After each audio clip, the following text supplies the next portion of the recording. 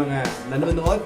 Isa pong mga masaya pong pagbati po sa inyo. At nadili po tayo ng konti sapagkat meron po tayong mga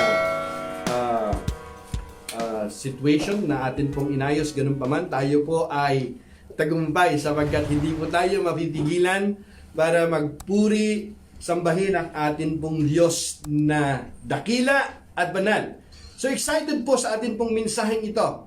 At nais ko pong ibahagi po sa inyo, ang mensahe po natin ay warning. Ano ngayon ang gagawin mo? Warning. Ano ngayon ang gagawin mo? Kapag may nakita po tayong warning na sign, ang unang-unang papasok sa iyong isipan, hindi ba mayroon pong danger?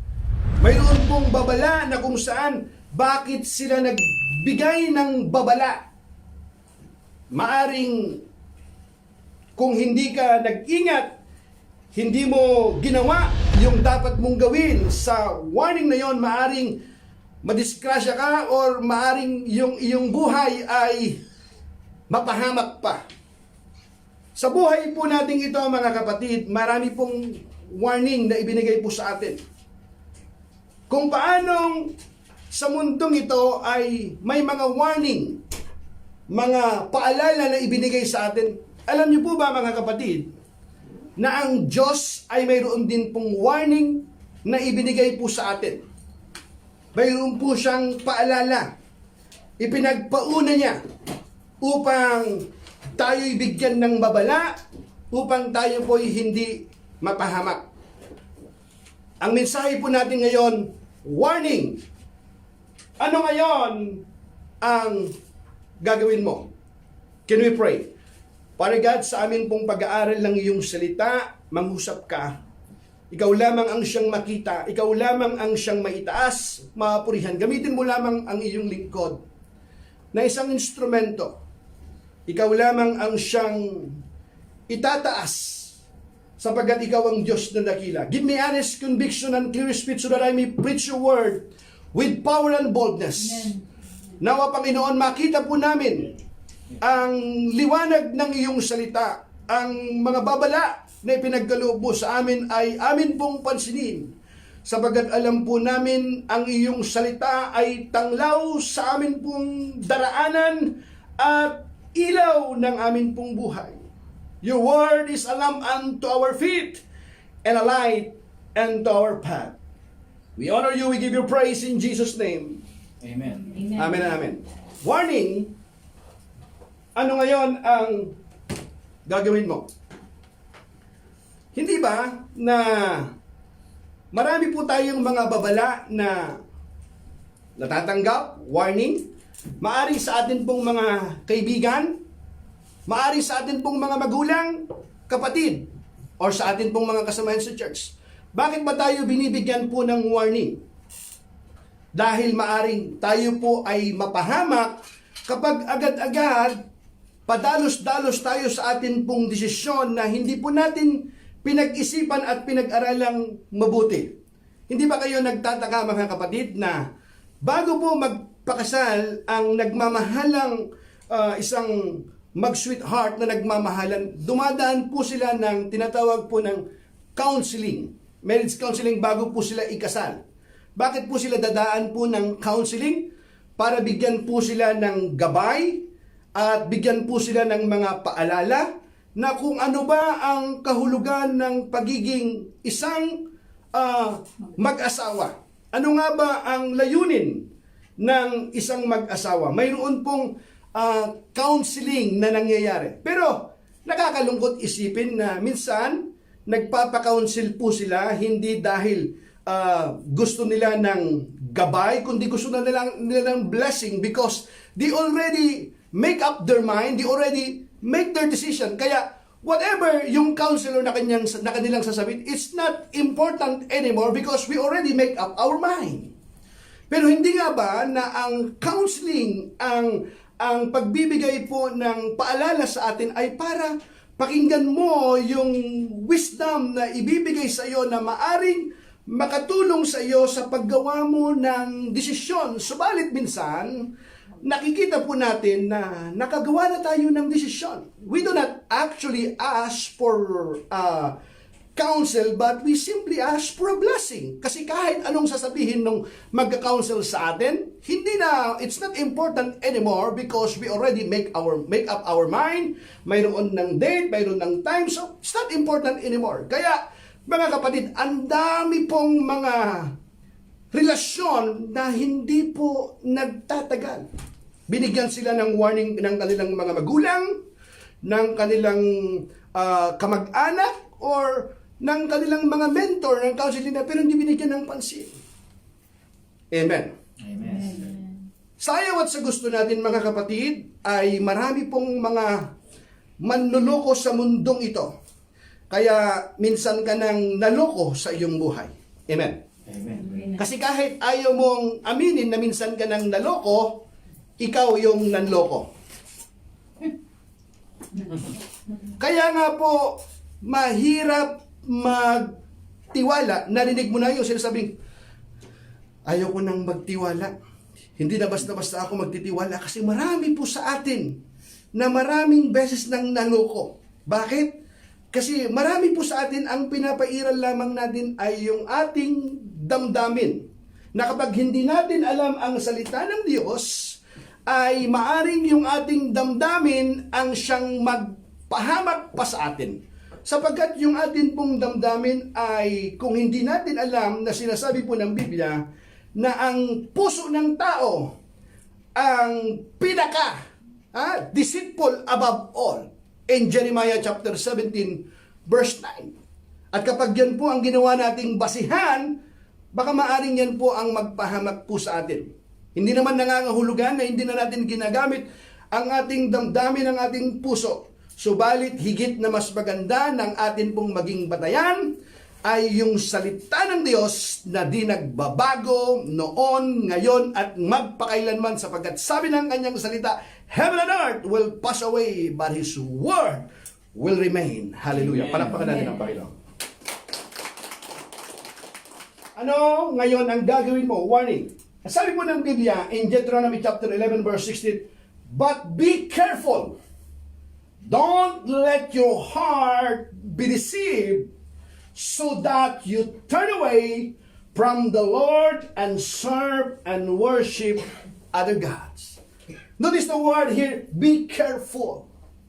Ano yung kanya pong, saan niya sinasabi yung word? Don't let your heart be deceived. Narinig ko na yung, hindi ko kasi kayang lukuhin yung aking damdamin.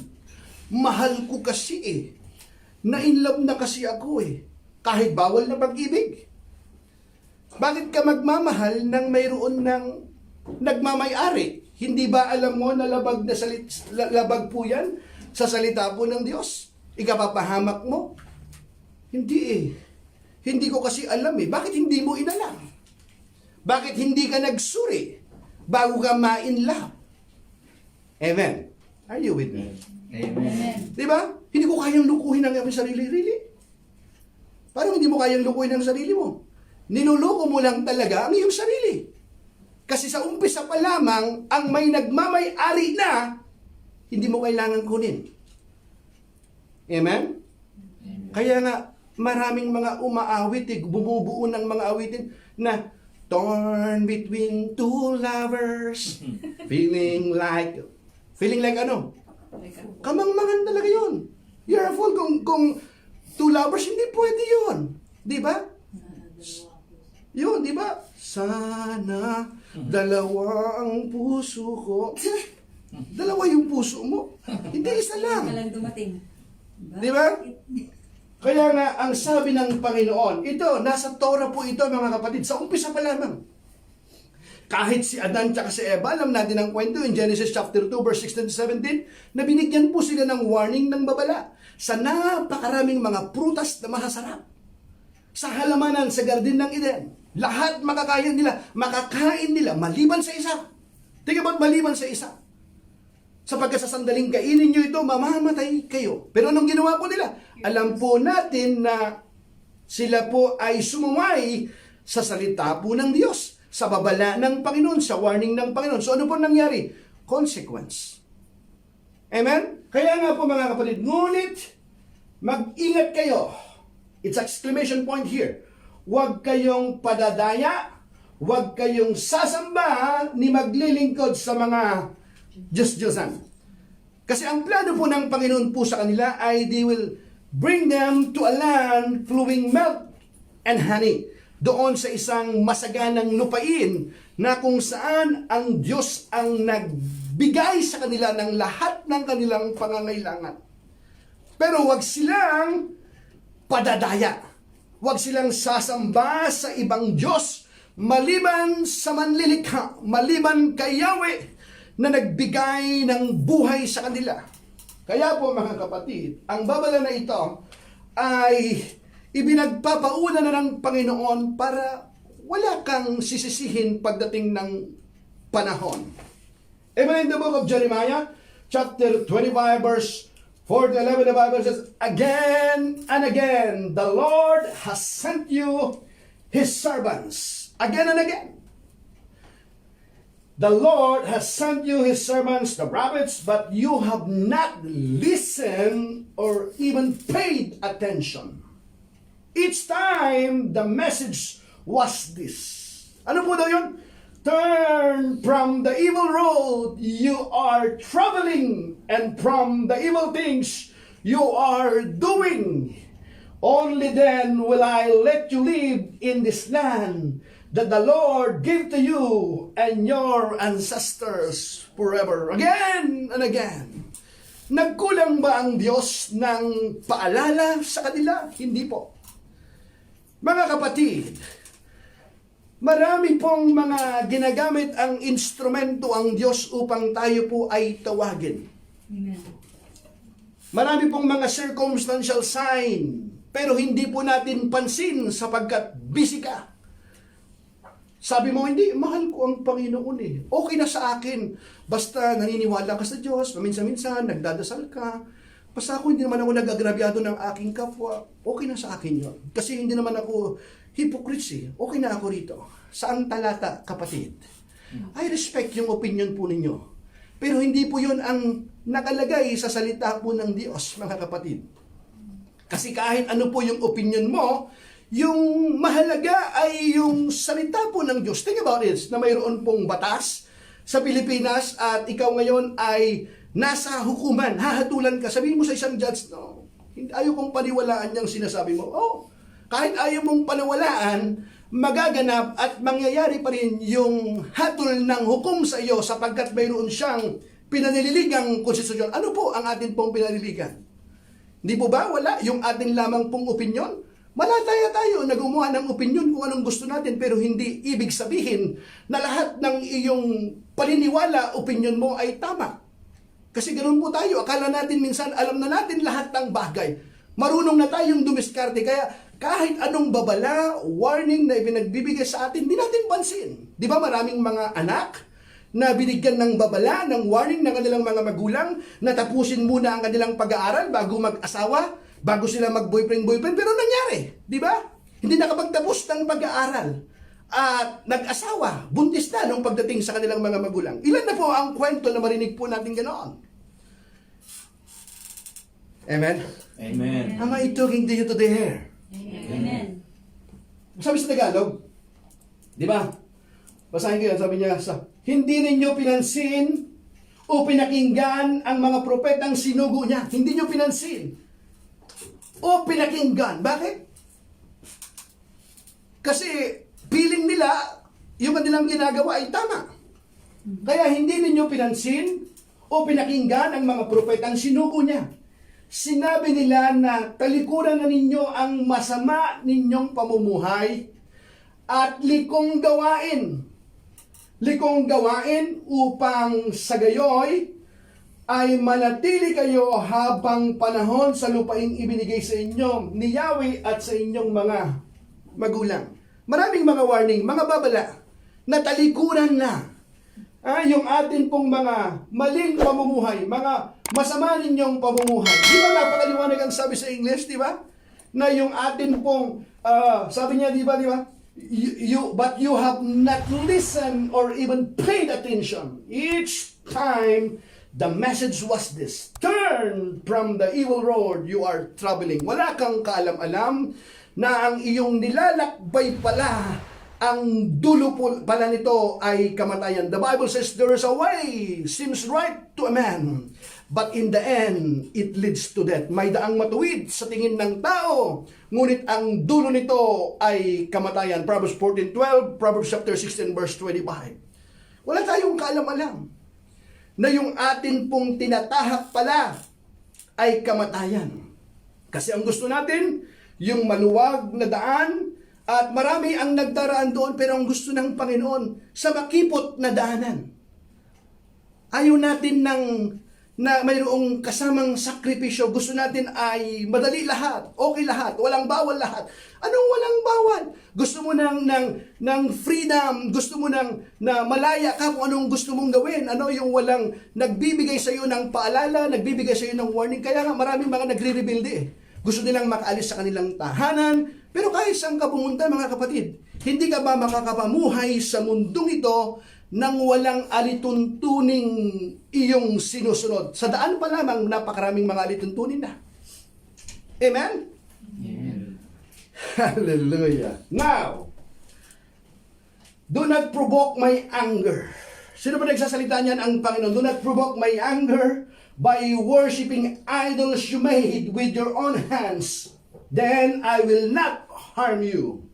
But you would not listen to me, says the Lord. You made me furious by worshiping idols you made with your own hands, bringing on yourselves all the disaster you now suffer. Why? Kasi meron ka ng mga dahilan, gusto mong magdahilan-dahilan. Hindi ko naman to sinasamba, nakatingin lang ako dyan, pero sa Diyos ako sumasamba, dumadaan lang ako sa...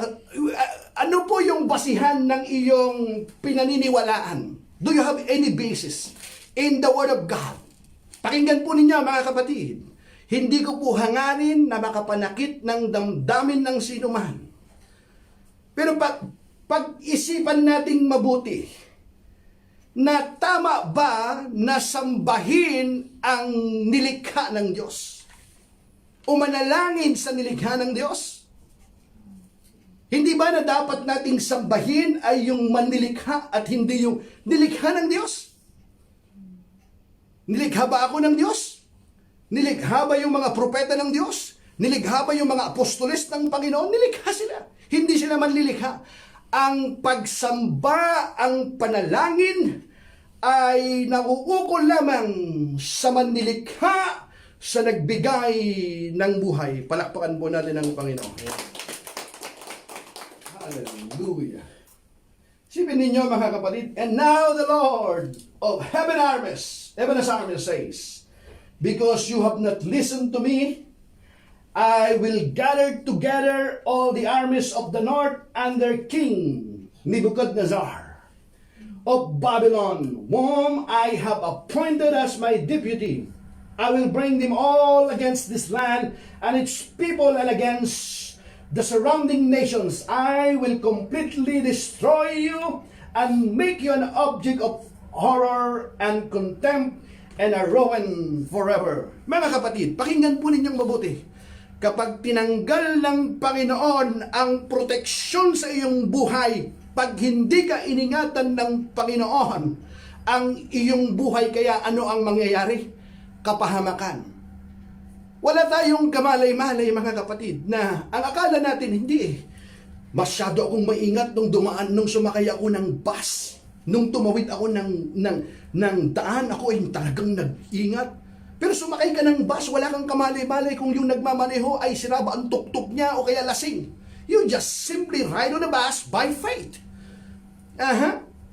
Pagtawid mo ng daan, alam mo na, tingnan mo mabuti, pero wala tayong kamalay-malay. Nagpaplano tayo, paggising ko sa umaga, pupunta ako sa ganito, pero wala kang kaalam-alam na pagtulog mo sa gabi, ay ikaw ay gigising pa. Sapagkat marami po ang natulog ng gabi at hindi na nagising ng umaga. Are you with me? Amen. Nobody can promise tomorrow, kahit isa po sa atin. Amen. Amen. Hallelujah. Palakpakan natin ang Panginoon. Sige si King Nebuchadnezzar, mga kapatid ng Babylon, ay ginamit po ng Panginoon na para ang kanya pong bayan ay disiplinahin. Kasi kahit na maraming paulit-ulit na paalala again and again, they won't listen. Di ba? Anak, kailan ka ba babalik sa Panginoon? Di, basta alam ko na yan. Okay lang ako rito. Ayos lang ako yan. Ano naman ako eh. Sa langit din ang punta natin yan. Pare-pareho yan. Pero sa langit din ang punta. Anong talata, kapatid? Ha? Alam mo, sabi ng Biblia, is it appointed to man to die once, and after that judgment, you will stand alone. Itinakda sa isang tao na minsan lang mamamatay, pagkatapos ay ang paghukom. That is in Hebrews 9:27. Hindi ka haharap ng by group, by family, by religions. You will stand alone like an eagle, fly alone. There will come a time, someday, somehow, haharap ka sa hukuman ng Panginoon at ipagsusulit mo ang lahat. Kaya ang sabi ng Biblia, binata, habang ikaw ay malakas, gawin mo ang lahat ng iyong magustuhan. Remember, tatandaan mo lamang, ipagsusulit mo ang lahat sa Panginoon. Handa ka ba na humarap sa hukuman ng Panginoon pagdating ng araw na iyon? Kasi yung mga opinion mo, mga pananaw mo, pagdating ng panahon, wala na tayong may dadahilan sapagkat maraming beses paulit-ulit na gumawa ng mga circumstantial signs, nagkasakit ka, nawalan ka ng trabaho, may pinapunta sa'yo upang ikaw ay manumbalik, baguhin mo ang iyong sarili, hindi mo pinakinggan, kundi ang iyong ginawa ay yung alam mong tama na kahit na nakakapagbigay ng sama ng loob sa Panginoon at hindi ka lugod-lugod sa Kanya, matigas lang talaga ang ating ulo. Amen. Amen. Sabi mo yung katsayong katabi, wala ka nang sisisihin. Wala ka nang sisisihin.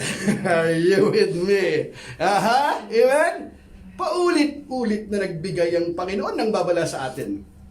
Amen? Amen. Now, here, I will take away your happy singing and laughter. Ano po ang nangyari ngayon sa ating pong paligid? Aha. Wala nang party. Aha. Yung mga nagplano ng maraming may mga gustong magpakasal, nagplano ng ganitong petsa, nagplano ng ganitong date, ng time, ng lugar, ng mga honeymoon, nasaan na? Lahat ay hinto. Baka naman mayroon pong gustong iparating sa atin ng Panginoon sa nangyayaring ito upang tayo ay gumising sa ating pagkakatulog. Baka ito ay babala na ng Panginoon upang tayo'y manumbalik na. Alam niyo ba, mga kapatid, na hanggang ngayon ay hindi pansin ng mga tao yan. Tuloy pa rin sila sa kanilang kasamaan, tuloy pa rin sa kanila sa kanilang mga gawain. Wala silang plano na magbalik loob, wala silang plano na maglingkod sa Panginoon, wala silang plano. Tuloy pa rin sila sa kanilang gawain. Pagdating ng panahon, wala na po silang sisisihin. Sabi ng Biblia, mga kapatid, I will take away your happy singing and laughter. The joyful voices of bridegrooms and brides will no longer be heard. Your millstones will fall silent, and the lights in your homes will go out. This entire land will become a desolate wasteland. Israel and her neighboring lands will serve the king of Babylon for, listen, 70 years. 70 years. Dahil sa pagsaway. Tingnan nyo, mga kapatid, pakinggan mo natin. There is a difference between the forgiveness of sins and the consequence of sin. When you ask for forgiveness to the Lord, He will forgive you because He is faithful and just to forgive us. But the consequence is there. Kaya mas maganda na habang maaga pa, ikaw ay magbalik loob na, magsisi na sa Panginoon para yung consequence mo ay hindi pantayan ng Panginoon. Pinapaalalahanan na tayo ng Panginoon. Kaya po, yung atin pong mga gawang masama na hindi kalugod-lugod sa Panginoon, yung atin pong binabiyahe ngayon, wala tayong kaalam-alam. Ang dulo pala nito ay kamatayan. Habang maaga pa. Sabi mo sa iyong katabi, habang maaga pa. Pag-isipan mo ng mabuti. Aha. Are you with me, mga kapatid? Amen. Kasi marami na akong narinig, pagkatapos nilang marinig ang salita ng Diyos, malaman ang katotohanan, uwi ng bahay, ganun pa rin. Ayos, maganda, ayos.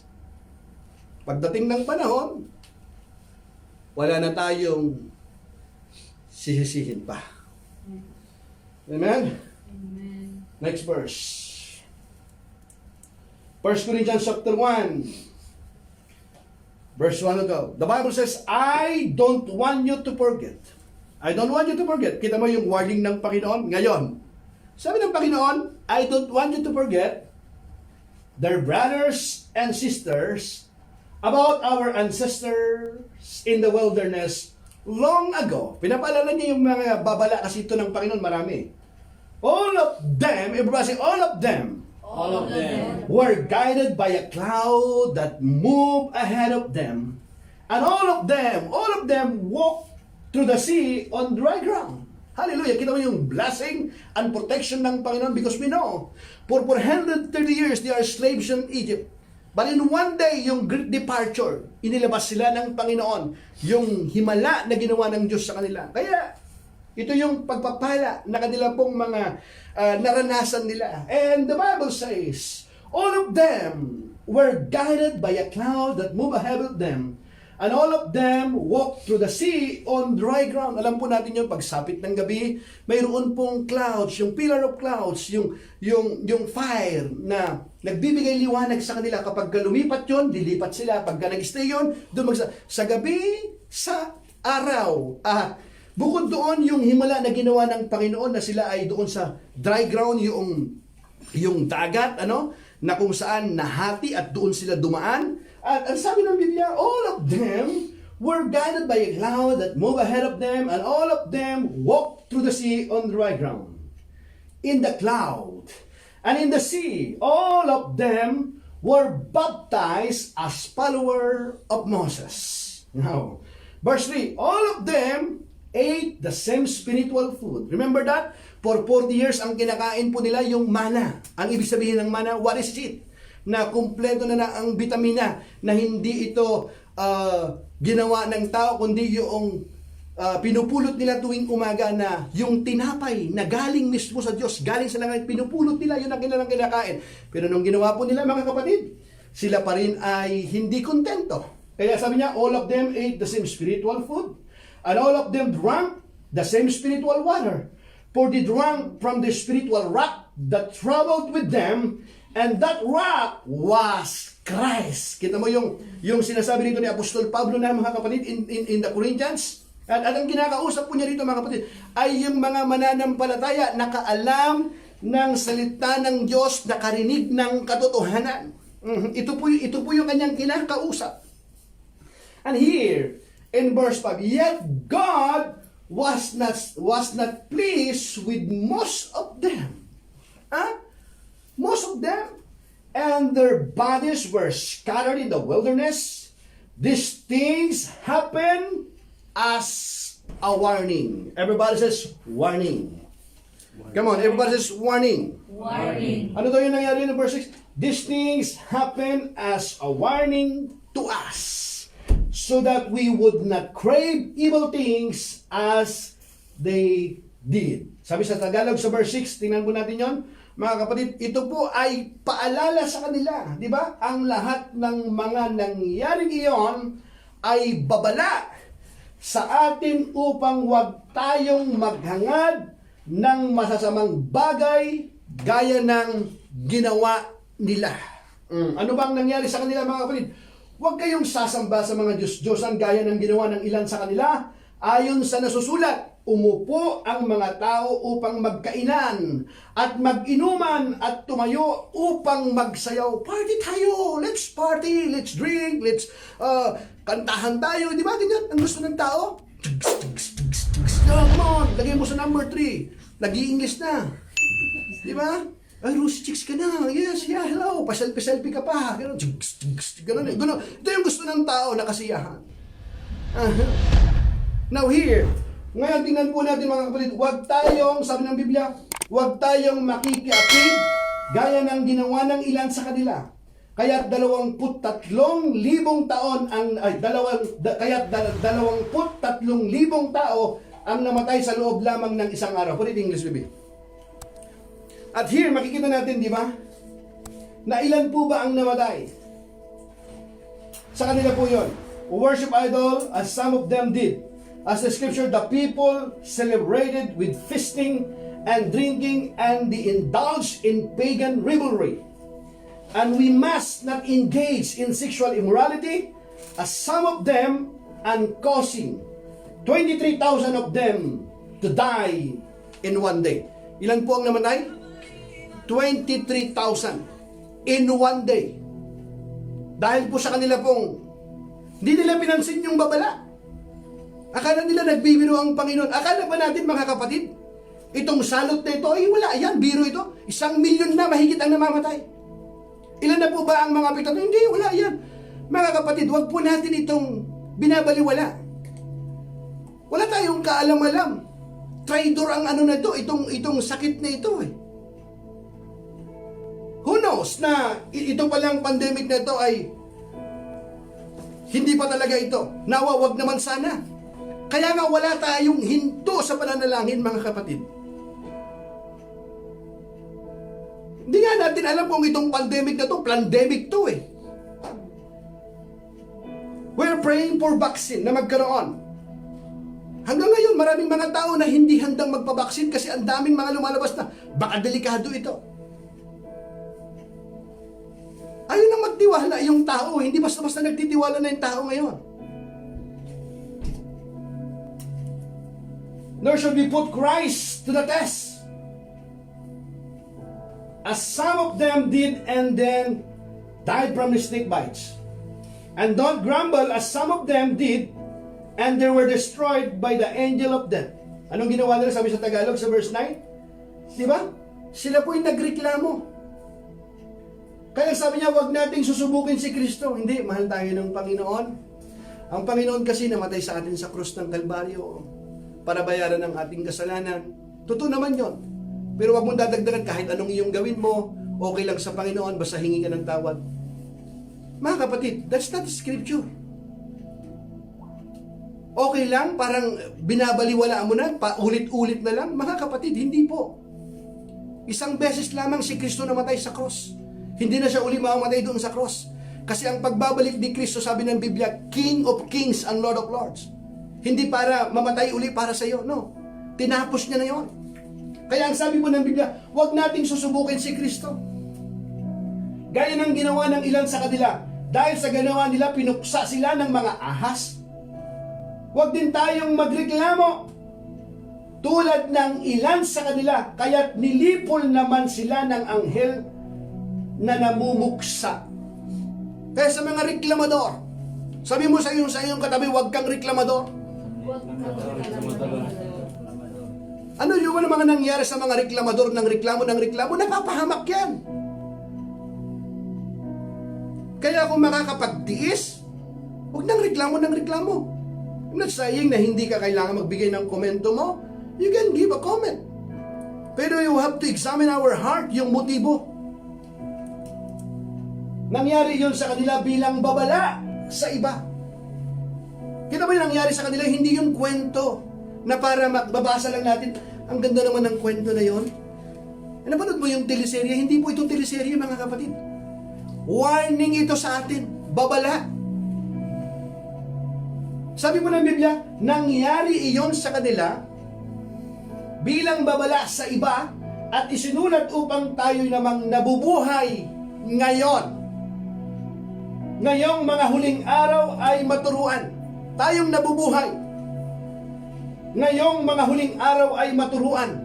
Kaya mag-ingat ang sinumang nag-aakalang siya'y nakatayo at baka siya mabuwal. Sabi mo sa iyong katabi, mag-ingat ka. Sabi mo sa iyong katabi, huwag kang kumpiyansa. Huwag kang kumpiyansa. Huwag kang overconfidence. Overconfident tayo minsan eh. Mga kapatid, umasa tayo sa biyaya ng Diyos. Alam mo, kapag hindi natin tinanggal yung hangin natin sa ulo, Baka yan ang maging dahilan para hindi tayo makapasok sa langit. Humble ourselves. Amen? Amen. Magpakumbaba tayo sa Panginoon. God does not expect a life that is without sin. Pero ang hinahanap po ng Panginoon ay yung pusong marunong magpakumbaba sa Kanya. Alam ng Diyos ng bawat isa sa atin ay may nagkukulang, nagkakamali pa rin. Pero kung tayo po'y nagkamali, i-humble natin ang ating sarili, humingi tayo ng tawad, magpatawad din tayo kung paano tayo pinapatawad po ng Panginoon. Ang mga nangyaring ito, mga kapatid, mga nangyayari sa atin pong paligid, could we please open our eyes? Tingnan nyo yung mga news na nangyayari. Hindi po ito mga coincidente lamang. Wala tayong kamalay-malay mga gawain ito ni Satanas na para sirain ang iyong buhay, wasakin ang iyong buhay, sirain ang ating buhay.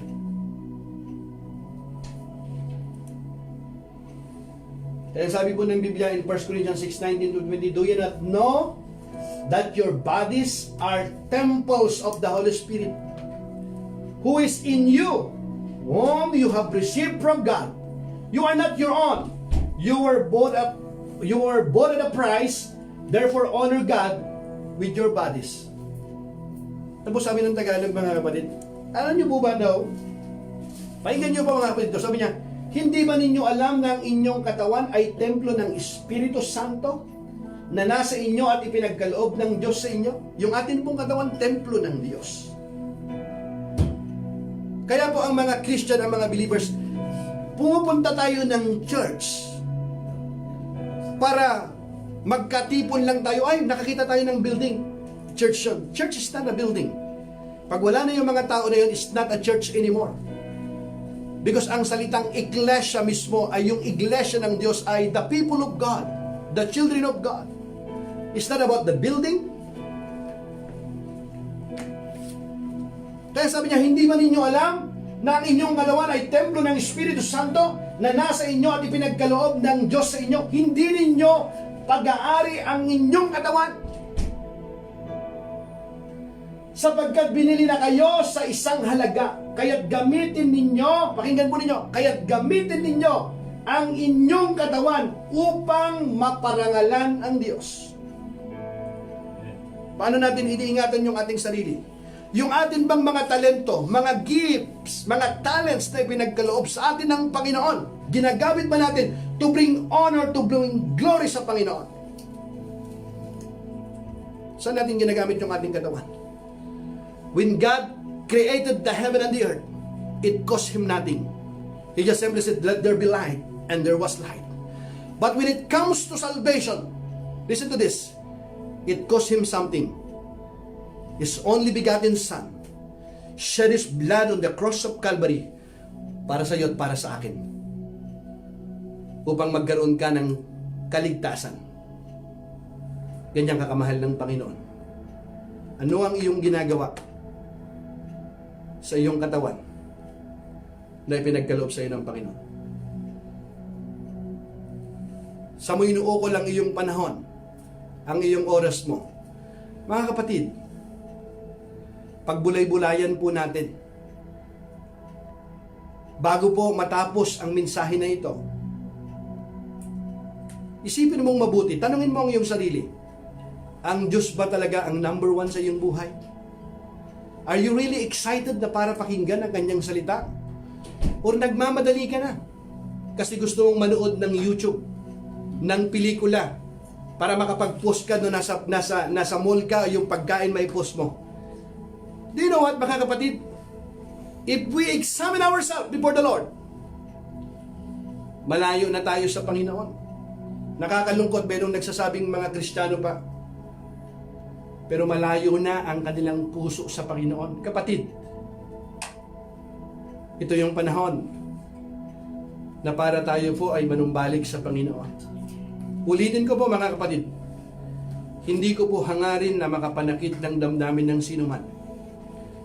Pero kailangan ko pong basahin yung kanya pong salita, kasi ito po yung atas po ng pag-ibig.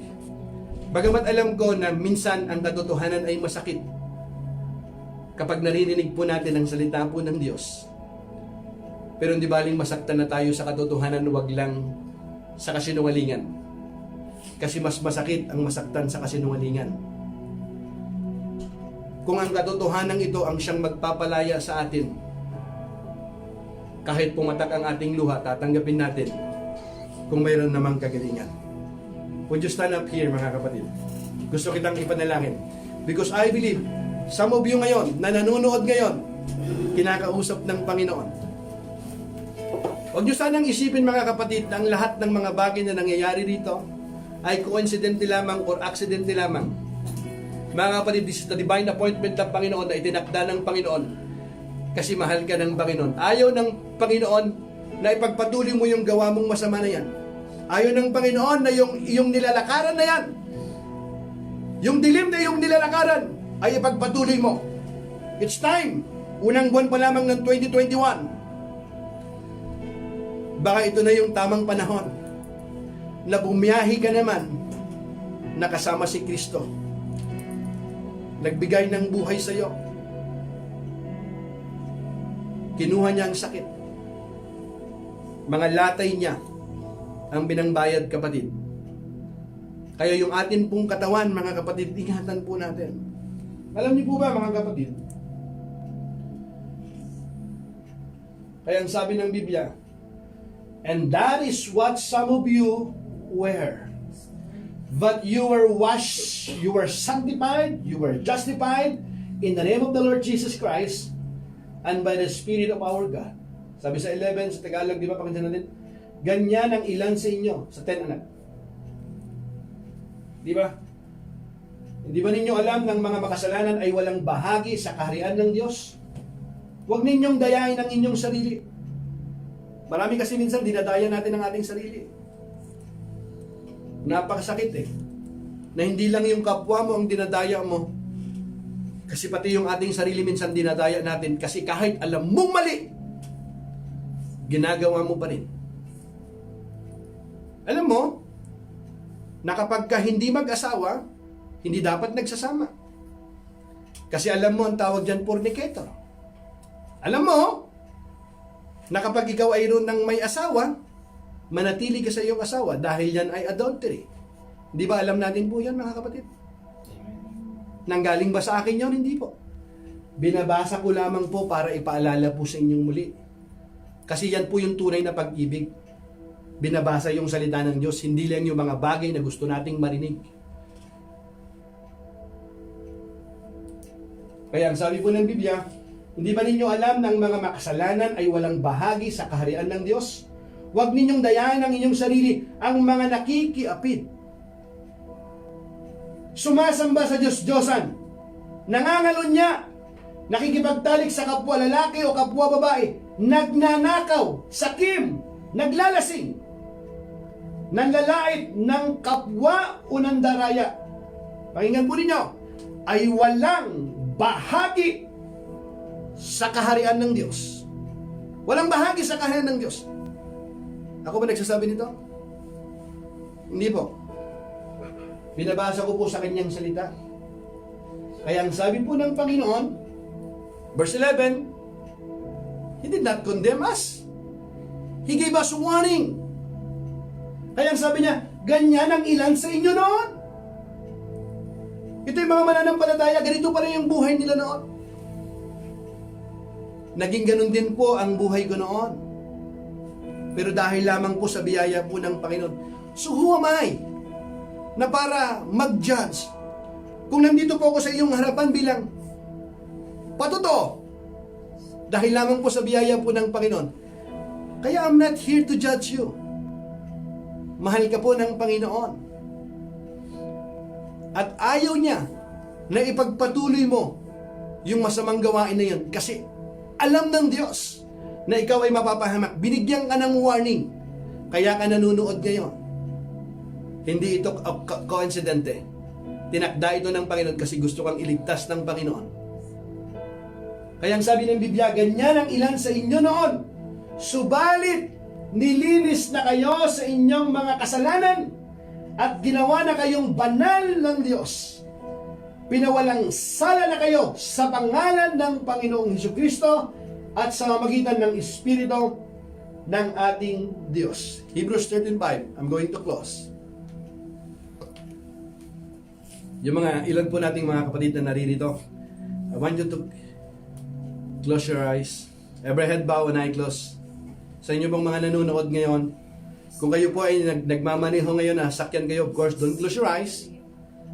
Pero kayo po ngayon ay nasa inyong supa, nasa inyong pong kwarto, nanonood po kayo ngayon. Alam mo na nangangusap sa iyo ang Panginoon. Gusto kitang ipanalangin. Sabi po ng salita po ng Panginoon, ang sabi niya, Hebrews 13:5, keep your lives free from the love of money and be content with what you have. Because God has said, never will I leave you, never will I forsake you.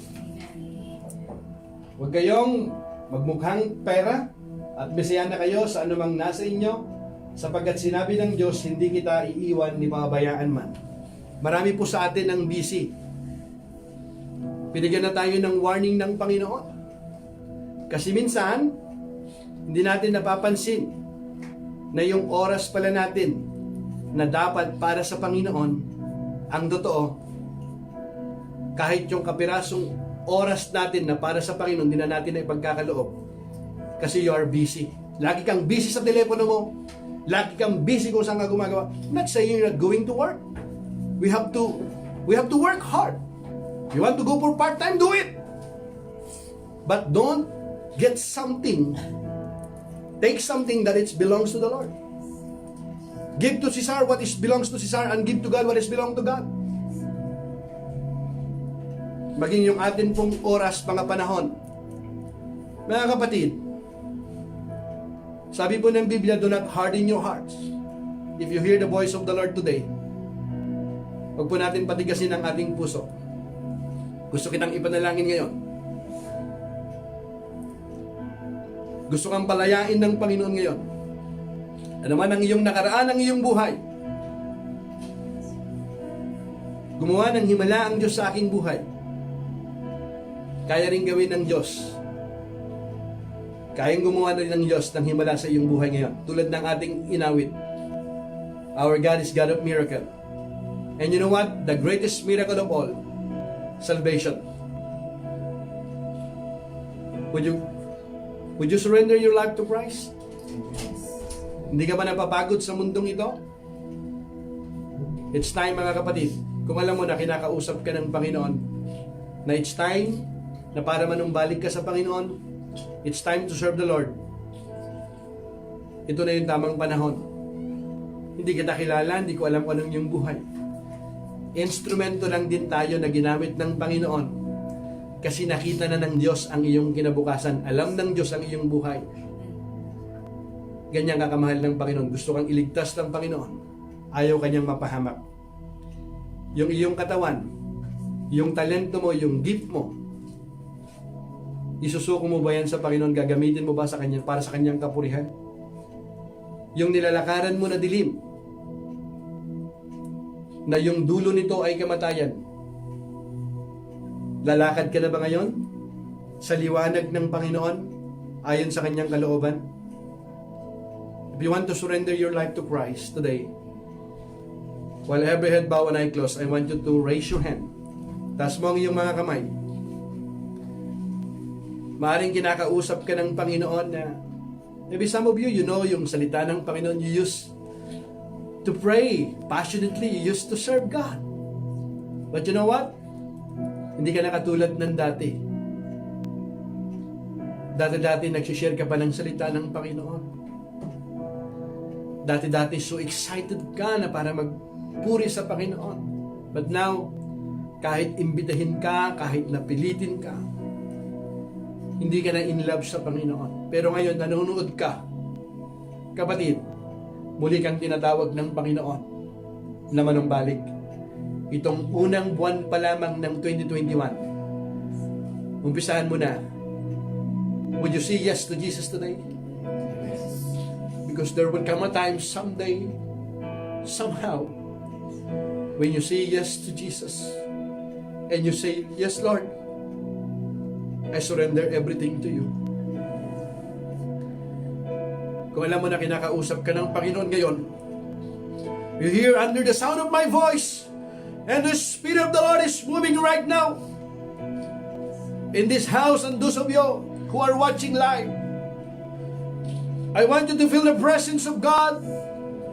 Holy Spirit, pour out your Spirit of God.